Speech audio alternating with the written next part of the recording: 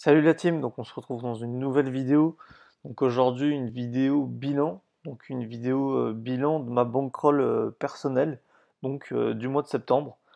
Tous les mois on aura une vidéo de ce type-là pour faire le point sur les paris sportifs qui ont été effectués et voilà pour voir comment s'améliorer, là où ça a pêché dans le mois, etc., etc.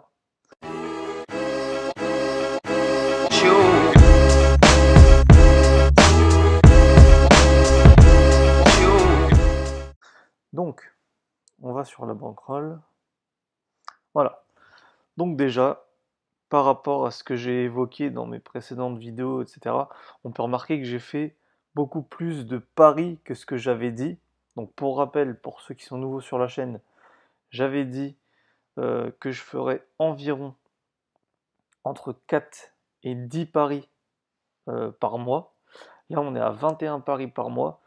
Le pourquoi du comment, c'est que le mois de septembre, c'est le début des championnats, surtout avec la période du Covid, etc. C'est vraiment une période spéciale.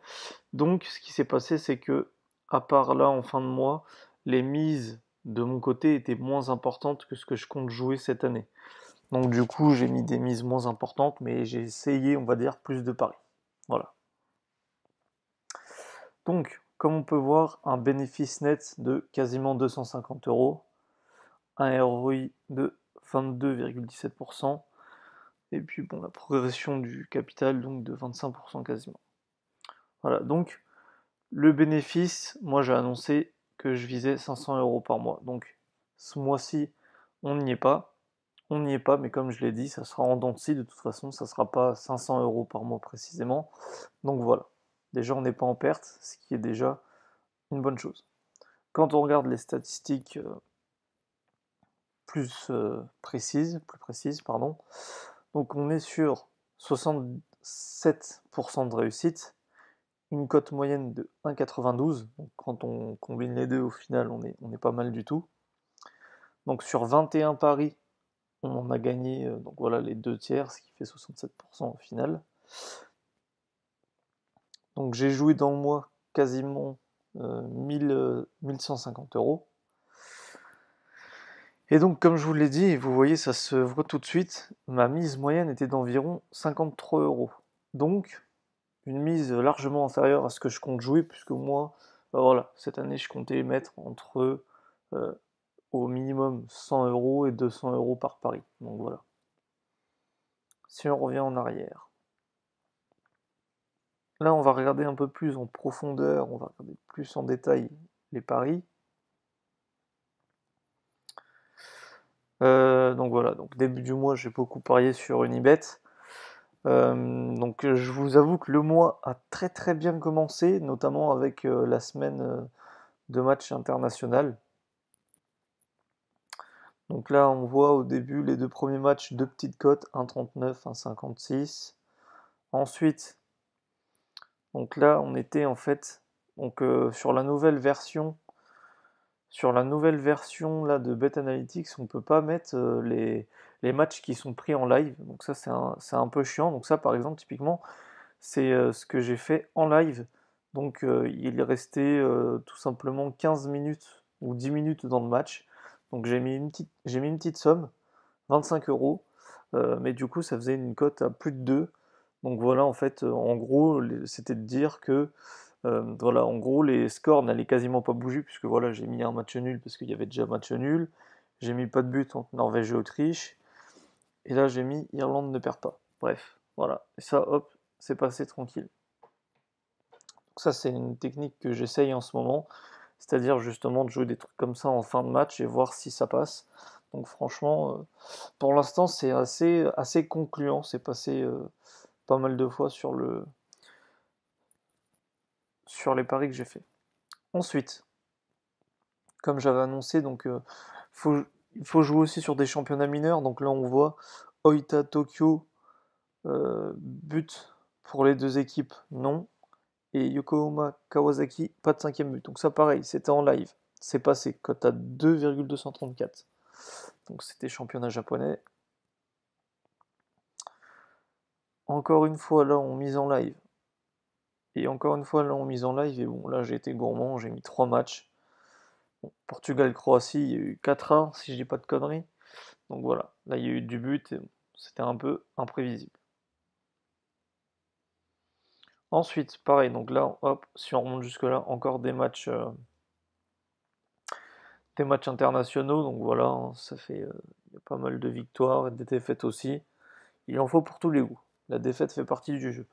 Ensuite, championnat japonais. Kawasaki par plus de 2 buts, plus Oita au nul. Ça, c'est pas passé, donc championnat japonais. Ensuite, on enchaîne avec une deuxième défaite. Lyon, match nul et moins de 5,5 buts et plus de 1,5 but. Ça, je ne sais plus contre qui c'était.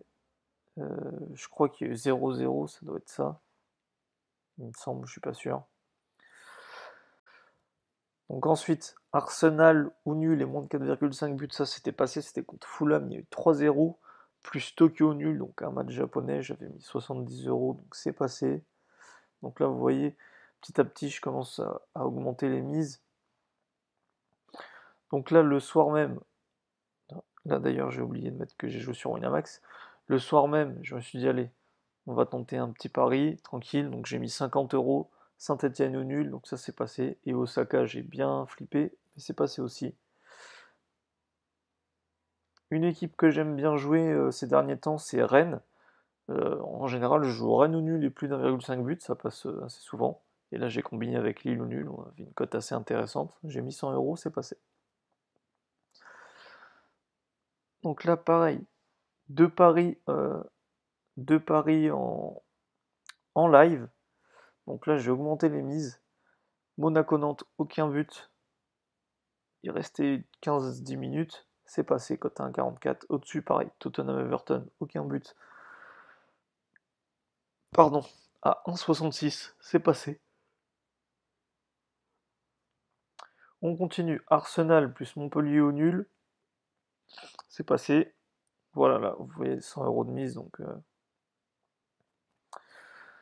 ensuite, Leipzig-Mayence, aucun but. Donc, pareil, c'était en live.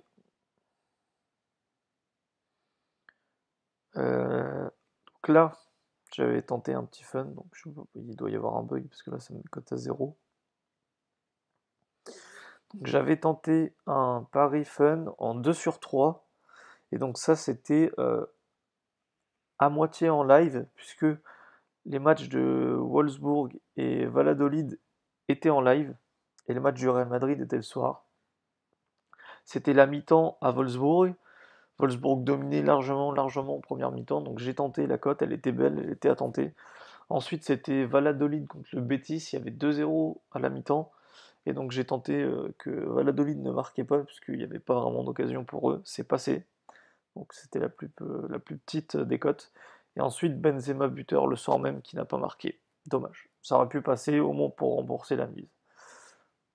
Donc oui, donc là on a une inversion au niveau des tickets puisque celui-là était le samedi et celui-là le dimanche. Donc je vais rectifier ça. Euh, donc là je me suis complètement troué sur ce ticket-là. Le problème c'est que donc moi j'aime bien la Bundesliga. Si pour ceux qui me suivent depuis l'année dernière, c'est un championnat que j'apprécie particulièrement et que j'adore pronostiquer. Le problème c'est que là le championnat avait repris depuis une semaine, donc il y avait eu qu'une journée avant, il me semble. Et donc voilà, ça c'est problématique pour réussir à parier, on n'a pas beaucoup d'éléments, etc.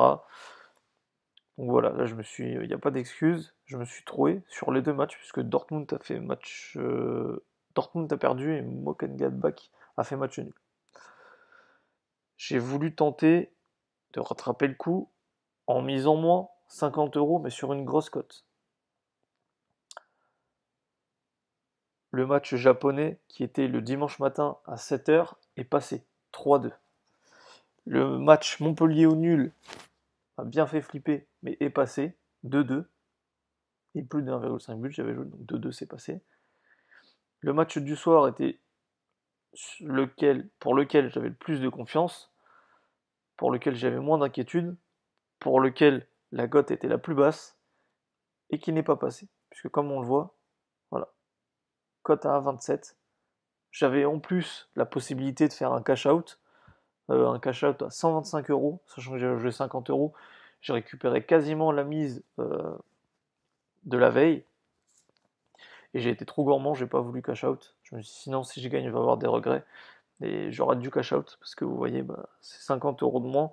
Et donc, du coup, au final, ça faisait pas la même somme, puisque si je gagnais ce match-là, ce ticket-là, ça faisait 125 euros de bénéfice en cash out, si j'avais cash out.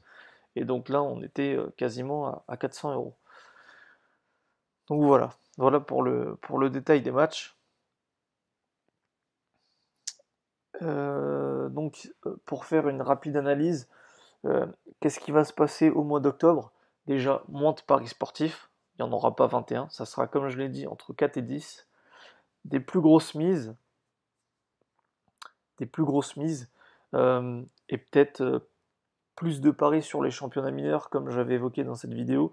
Comme vous le voyez là, j'ai parié essentiellement en termes de championnat mineur sur le championnat japonais. Je n'ai pas trop parié sur les autres. Donc voilà. Donc écoutez, c'était tout pour cette vidéo. N'hésitez pas à vous abonner, à laisser un like, à me dire vos bénéfices de ce mois-ci. Voilà. Dites-moi tout ça dans les commentaires. On se retrouve dans une prochaine vidéo qui sera une vidéo pronostic. Salut la team!